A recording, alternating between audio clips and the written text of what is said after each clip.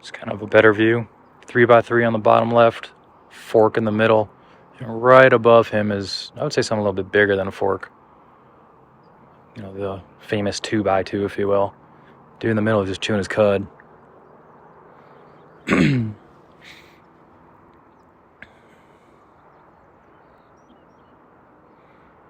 I do see a way where I can mask my presence. It would depend on what the wind's doing.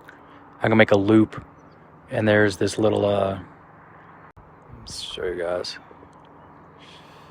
There's this little, like, hill right here. Little sagebrush hill that I could, climb over. I still think I'd be far, though.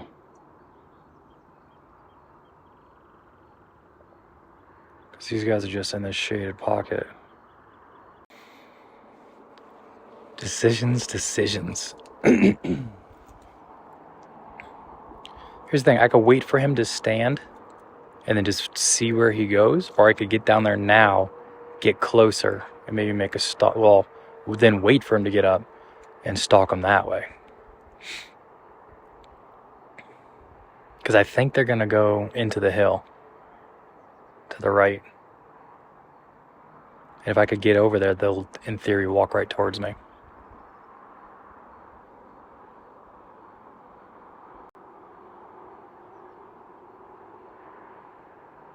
There, coyote's going off. Damn, look at that frame, dude. There it is. He's nice. There it is. Wow. Okay, I've made the decision to go now because there's that coyote barking. And I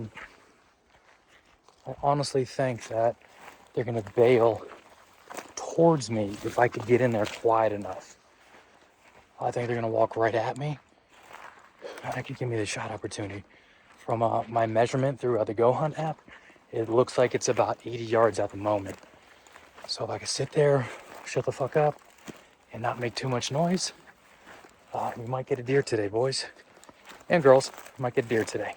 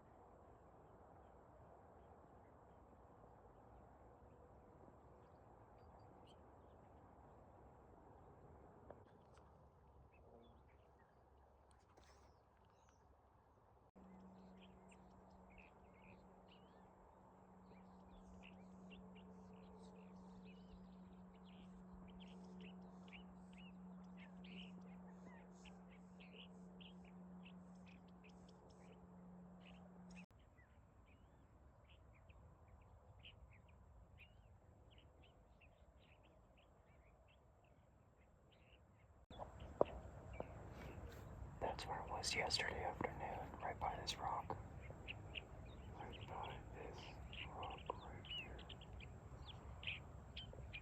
Right by the rock there. These deer are literally walking exactly the path I walked yesterday. They're going up and into this, like dry looking sage. The thing that sucks is I was thinking about going that way too. So they literally would have walked right into me. It's not over, but damn, is that frustrating.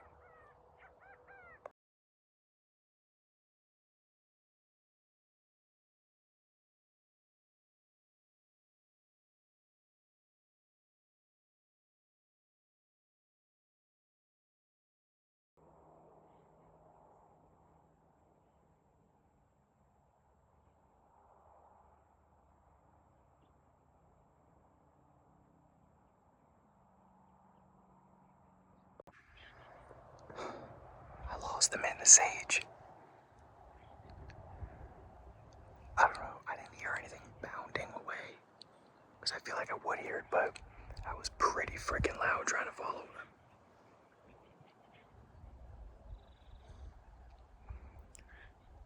to say if they're still in there or not, but like I just walked into a minefield of dead brush and dead branches on the ground. So, but like I said, I feel like I would hear them jumping, and I didn't hear that. It's only 9:30, so got plenty of time. It's just do I go back up? Do I go back up to the glassing spot and just start over? That's what's in my head right now. Well, that was exciting. Yeah, there are beds everywhere in this field. That was interesting. I don't know. I mean, like I said, I was loud, like a landmine of a landfield, a minefield. Jesus, a minefield. Just dead brush. So probably bumped them. Didn't hear them, is what it is. But I just chose. It's hard to say if I chose the right way or the wrong way. The wind was all over the place. Coulda, shoulda, woulda. Put up to that, but walking back to get my bag. Yeah. Rock this fanny pack thing. Has my kilt kit and some water in it. Thank you, Brian Barney, for that. And yeah, so back to the drawing board. I'll climb this mountain again and start all over again, but probably not going to see them until sunset. All right, back at the glassing spot. Well, besides my bag being completely covered with ants and my socks and literally everything, it's okay. Nice breeze, not too hot out, which is good. But just re-looking over the area, man, like if someone was up here, they could have watched the whole thing, like perfectly. I still don't know where the deer are or where they might have gone. So it's middle of the day. It's 11:30, and I don't think they're down yet, fully bedded. I think they're gonna bed down fully around like 1:30 to 2 probably, and then stay there until evening. But this is hunting, y'all. This is hunting. So hopefully we turn something up and I could get them back on camera, make another stalk, and show you guys a dead deer at the end of the video. Wish me luck. Nope.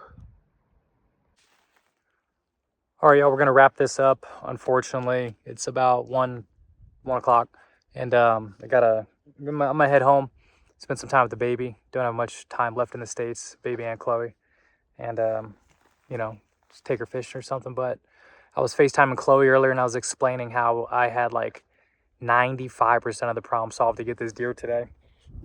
And when I originally, made that first stalk or that first approach, I was like, all right, cool. Like they've been going this way, they've been dropping in this way, and there's a coyote howling from the opposite direction.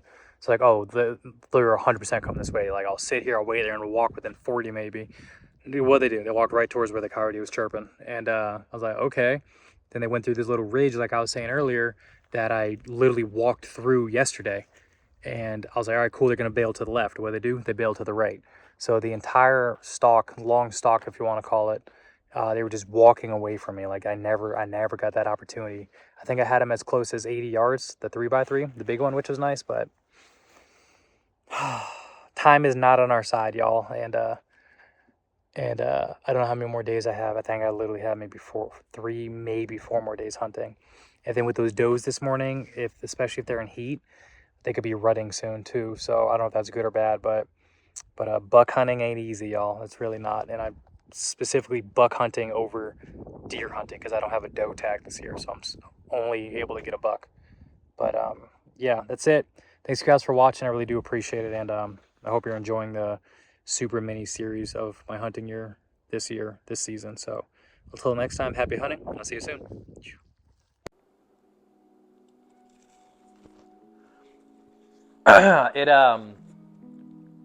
It hurts editing the video and watching the video knowing that I lost my patience.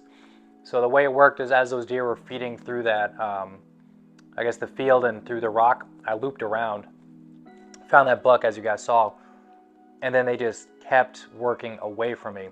I didn't know the topography that well, but I knew there was a giant sage field into where they were walking, especially the big one. So I tried to get ahead of them because the entire morning they just kept walking away. So I tried to get ahead of them, and by getting ahead of them, I completely walked through that minefield of dead brush, and I could only imagine how loud I was to them. So it was it was very frustrating. Watching it again, knowing how close I was, 80 yards ranged it, but I'm not comfortable doing that, especially on a quartering away shot while they're walking away. So it wasn't meant to be. And then after, you know, exploring, if you will, where they might have went, I realized the topography was like a little rolling, like kind of rolling, little rolling hills, mini hills, which they could have dropped into and came out of. So I didn't know that until after the fact. So that's probably where they went. And then when they heard me crunch around, they probably took off and I just didn't hear them. But yeah, that's the end of that video. But good news is we find them again. Better news is we get a stalk again. So stay tuned for the next video. I hope you're enjoying this mini series so far. Happy hunting, and I'll see you next time.